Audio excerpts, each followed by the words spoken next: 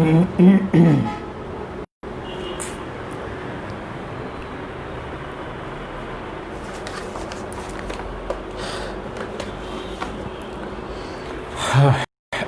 রহমানির রহিম।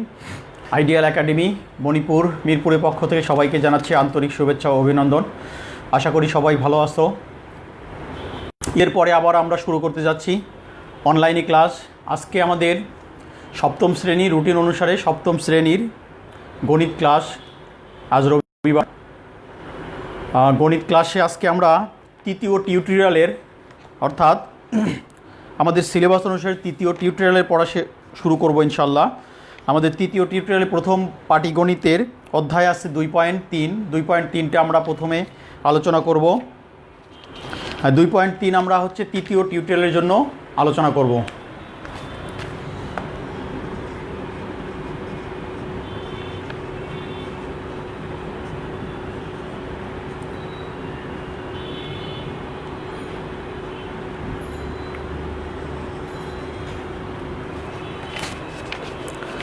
আমাদের প্রথমে অধ্যায়টা হচ্ছে একটু নিয়ে আলোচনা করে দেই, তারপরে পরবর্তীতে অঙ্কে যাই। এই অধ্যায়টা হচ্ছে অনুপাত লাভ ক্ষতি, অনুপাত এবং লাভ ক্ষতির অধ্যায়। এই অধ্যায় কিছু প্রথমে নৈর্ব্যক্তিক আছে, প্রথমে নৈর্ব্যক্তিকগুলো আমরা দাগিয়ে দিব। নৈর্ব্যক্তিক দাগানোর পরে তারপরে আমরা অঙ্কে চলে যাব। অনুশীলনী 2.3-এর কিছু নৈর্ব্যক্তিক দেখো। নাম্বার 1 বলছে 4:9 এর দ্বিভাজিত অনুপাত কোনটি? মানে দুই ভাগে ভাগ করলে যেটা অনুপাত হয় সেটা হচ্ছে দ্বিভাজিত অনুপাত। অনুপাত হবে 2.3, অর্থাৎ ক। রেজাল্ট হবে হচ্ছে ক 2:3। দ্বিভাজিত অনুপাত হচ্ছে 2:3।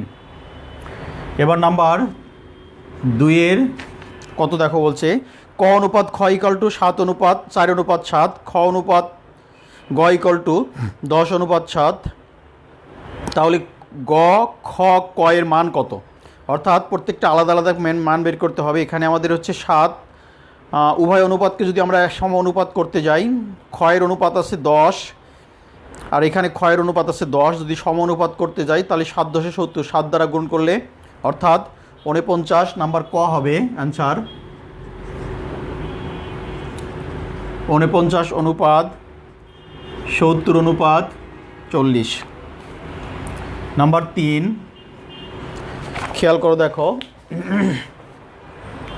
4:3 ও 5:6 এর ধারাবাহিক অনুপাত রাশির দ্বিতীয় রাশির মান কত? ধারাবাহিকভাবে পর্যায়ক্রমে যদি হয় তাহলে 5:6, 6 তারপরে হচ্ছে 5, এরপরে 15 হবে আর কি, ধারাবাহিকভাবে বস করলে। তাহলে নাম্বার হবে ঘ, রেজাল্ট হবে 15। ধারাবাহিক অনুপাত হচ্ছে 15। এরপরে দেখো 4 নম্বরে বলছে নিচের তথ্যের ভিত্তিতে 4 এবং 5 নং প্রশ্ন উত্তর দাও। 30 মিটার কাপড় মাইশা, মারিয়া, তানিয়ার মধ্যে এত এত অনুপাতে ভাগ করে দেওয়া হলো। মাইশা কত মিটার কাপড় পেল? 5, 6, 30 অর্থাৎ 15 মিটার। 4 নাম্বার 4-এর ক উত্তর হবে ক 15 মিটার। 5 নম্বর বলছে তানিয়া থেকে মারিয়া কত মিটার কাপড় বেশি পেল?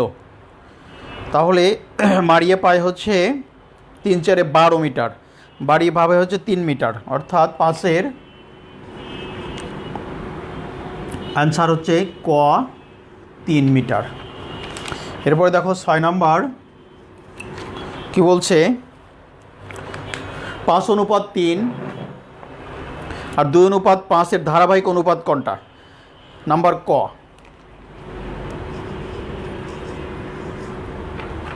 ধারাবাহিক অনুপাত হবে 10:6:15।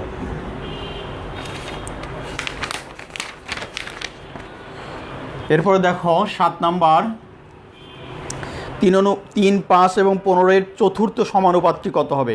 3, 5, 15, 25। নাম্বার 7-এর খ চতুর্থ সমানুপাতটি হবে 25। 8 নাম্বার বলছে দেখো কি, একজন দোকানদার একটি দিয়াশালাই বক্সে 1.5 টাকা 1.50 টাকা ক্রয় করে 2 টাকা বিক্রয় করলে তার শতকরা কত লাভ হবে? শতকরা লাভ হবে হচ্ছে নাম্বার 8-এর ঘ, 33/1/3% লাভ হবে। 9 নম্বর বলছে, দেখো খেয়াল করো, একজন কলা বিক্রেতা প্রতি হালি মানে 4টি 25 টাকা দরে ক্রয় করে প্রতি হালি 27 টাকা দরে বিক্রি করলো। তাহলে 25, 26, 27 2 টাকা করে লাভ হলো। তার 50 টাকা লাভ হয়। সে কত হালি কলা ক্রয় করেছিল? অর্থাৎ হালি বের করতে হবে আমাদের। এখানে নাম্বার হবে 9-এর ক, 25 হালি। এই ছিল আমাদের এই অধ্যায়ের নৈর্ব্যক্তিক। এখানে কিছু মিলকরণ আছে, মিলকরণ তো আমরা নিজে নিজেই করে নিতে পারবা। খুব সোজা অঙ্ক দেখছে, ক্রয় মূল্য বিক্রয় মূল্যের চেয়ে বেশি হলে, ক্রয় বিক্রয় মূল্যের চেয়ে বেশি হলে ক্ষতি হয়, আর ক্রয় মূল্য বিক্রয় মূল্যের চেয়ে কম হলে লাভ হয়। স্রোতের অনুকূলে সময় হচ্ছে কম লাগে, আর স্রোতের প্রতিকূলে হচ্ছে বেশি লাগে। অর্থাৎ স্রোতের যদি বিপরীত দিকে যাও তাহলে সেক্ষেত্রে আর কি। এই ছিল আমাদের নৈর্ব্যক্তিক অংশ। এরপরে আমরা যাব অনুশীলনীর অঙ্কে। অনুশীলনী আছে আমাদের 11 থেকে অঙ্ক, আমরা 11 থেকে অঙ্ক করবো ইনশাল্লাহ।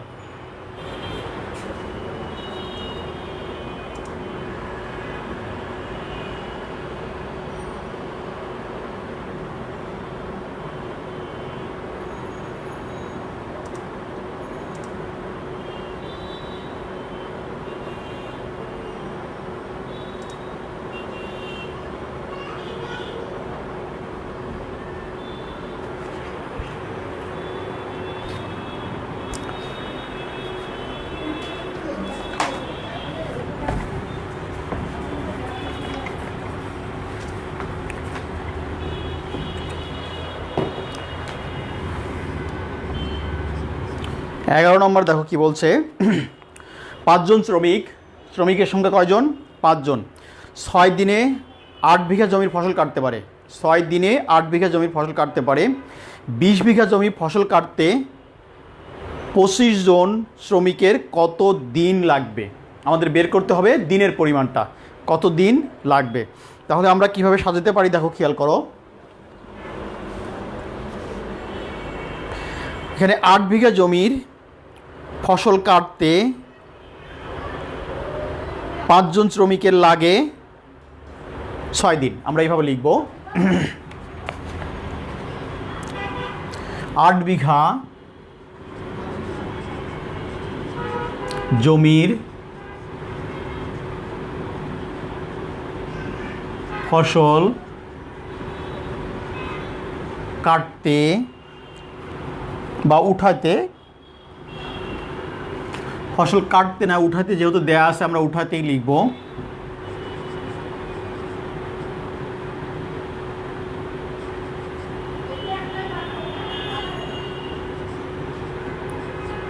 উঠাতে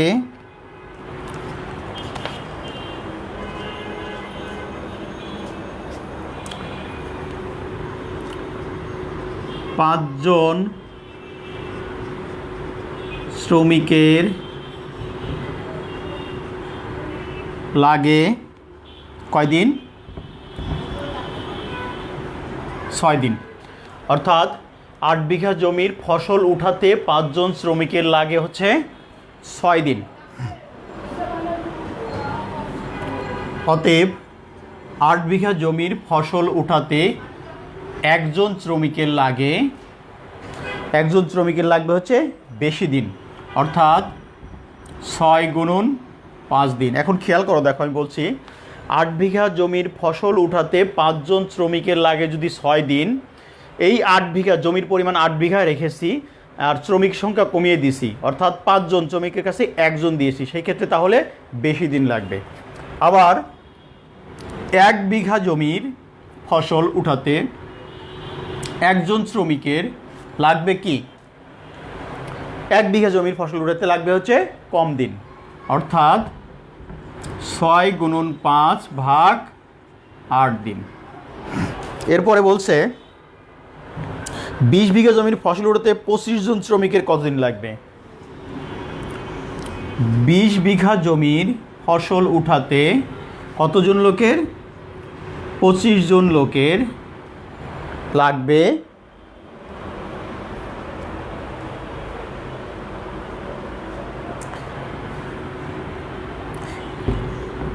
একজন লোকের দিয়ে দাও।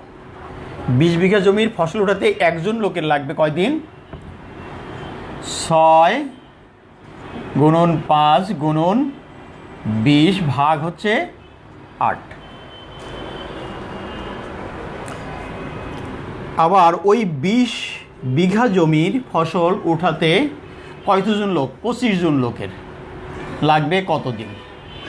তাহলে 6 গুণন 5 গুণন 20 ভাগ 8 গুণন 25।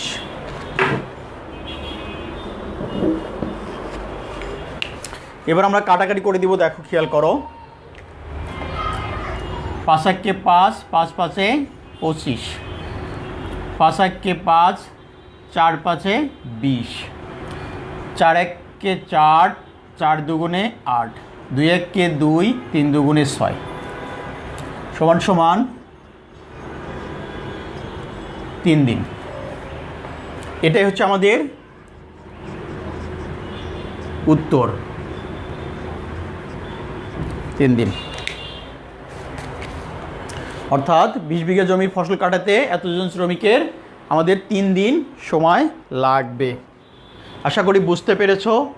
যারা বুঝতে পারোনি তারা কমেন্টস দিয়ে জিজ্ঞাসা করে নিবে।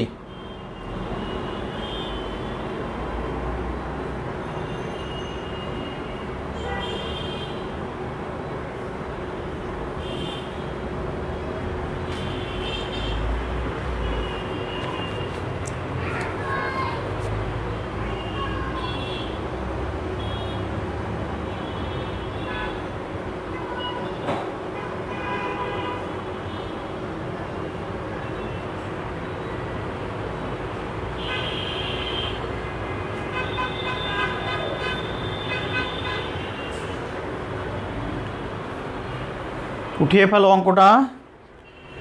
আমরা এরপরে পরবর্তী অঙ্কে চলে যাব।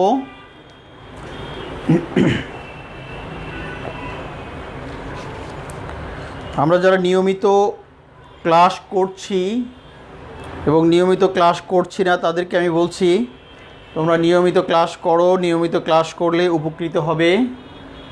আর এই উপকৃত আজকের জন্য না, ফিউচারের জন্য হবে আর কি, ইনশাল্লাহ।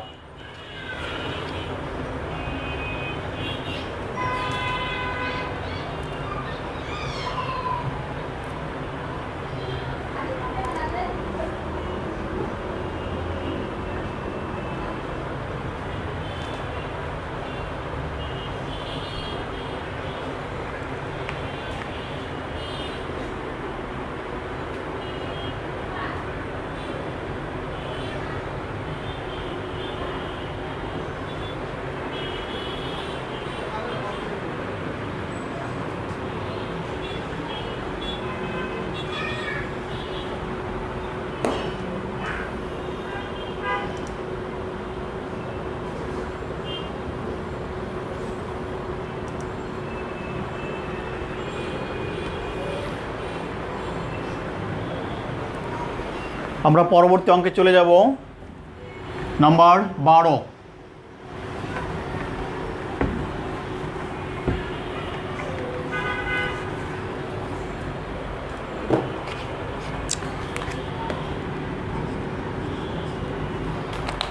নম্বর বলছে, দেখো কি, স্বপন একটি কাজ 24 দিনে করতে পারে, রতন উক্ত কাজ 16 দিনে করতে পারে। স্বপন 24 দিনে আর রতন 16 দিনে করতে পারে। স্বপন ও রতন একত্রে কাজটি কত দিনে শেষ করতে পারবে? মানে দুজন যদি একত্রে কাজ করে তাহলে কাজটা কত দিনে শেষ হয়ে যাবে? যেহেতু স্বপন 24 দিনে আর রতন হচ্ছে 16 দিনে, তাহলে দুভাই মিলে যদি একত্রে কাজ করে তাহলে কত দিনে কাজটা শেষ হবে? তাহলে আমরা লিখব, দেখো, স্বপন 24 দিনে করতে পারে একটি কাজ।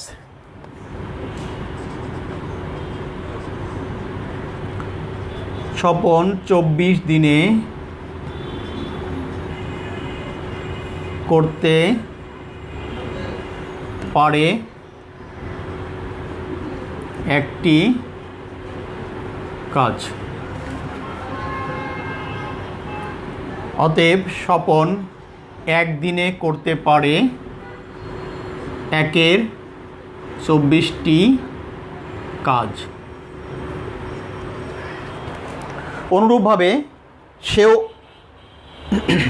অনুরূপভাবে রতনও উক্ত কাজ করতে পারে। তাহলে রতনের কাজটা লিখতে পারি আমরা, রতন 16 দিনে করতে পারে একটি কাজ। অতএব রতন একদিনে করতে পারে একের 16টি কাজ। এখন দুজনের কাজের অংশ বের করে নিলাম, অর্থাৎ একটা হচ্ছে 16-র 1 অংশ আর একটা হচ্ছে 24-এর 1 অংশ। আমরা যদি এই দুটো অংশ যোগ করে দেই তাহলে মোট কাজ বের হয়ে যাবে।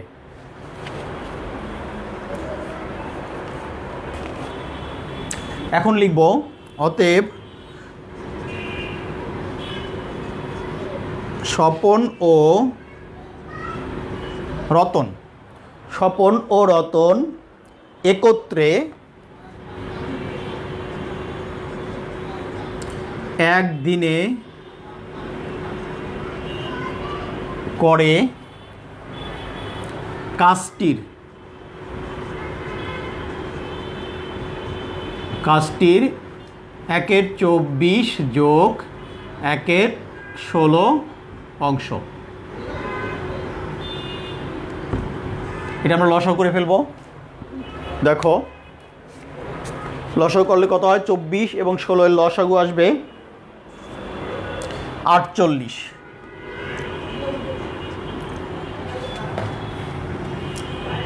24, 16, 48,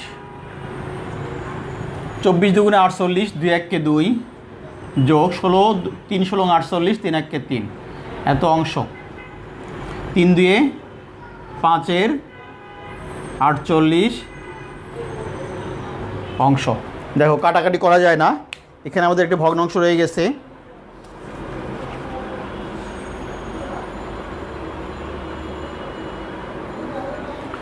তাহলে স্বপন এবং রতন একত্রে একদিনে করে কাজটির এত অংশ। তাহলে এই অংশটা যে কাজ করলো, এই অংশটা যদি আমরা উল্টায় দেই তাহলে কি দিন বের হবে না? প্রশ্ন আমাদের উল্লেখ আছে কত দিনে শেষ করতে পারবে। তাহলে যে এই অংশটা যদি আমরা উল্টে সামনে দেই তাহলে এই অংশটা পরে চলে যাবে, অর্থাৎ দিনটা পরে চলে যাবে। এখন আমরা লিখব এখন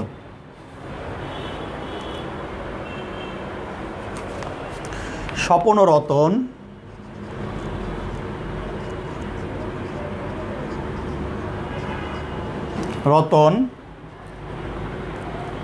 স্বপন ও রতন একত্রে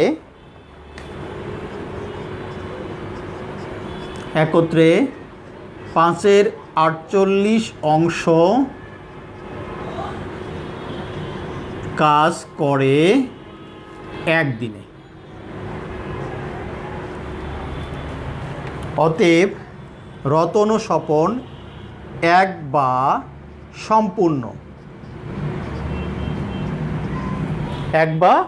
সম্পূর্ণ অংশ কাজ করে এক গুণন উল্টে যাবে 48, নিচে আসবে 5 দিনে। তাহলে আমরা এটা ভাগ করার পরে আসবে 48 ভাগ 5 দিনে সমান সমান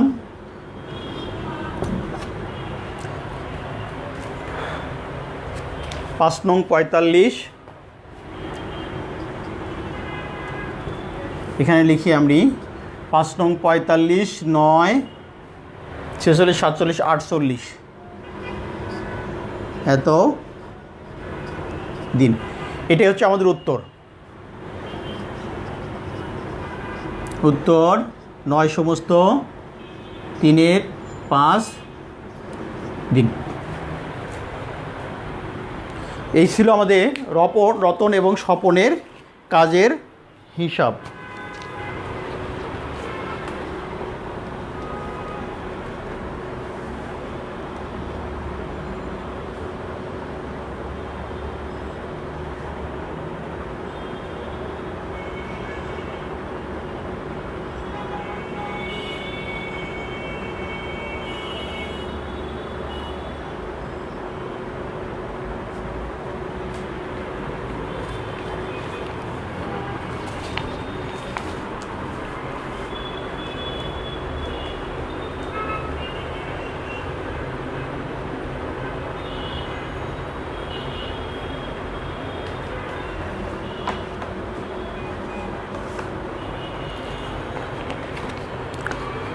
আমরা আজকে যারা লাইভে অংশগ্রহণ করেছি এবং করি নেই তারা আগামী ক্লাস থেকে আমরা ইনশাআল্লাহ লাইভে অংশগ্রহণ করব। আর আগামী ক্লাস থেকে আমাদের রুটিনের সপ্তম শ্রেণীর ক্লাস হবে 8:30টায়। সপ্তম শ্রেণীর ক্লাসের রুটিনের ক্লাস হবে 8:30টায়। রুটিন অনুসারে যে টাইম দেয়া আছে, অর্থাৎ রবি মঙ্গল বৃহস্পতি রাত 8:30টা।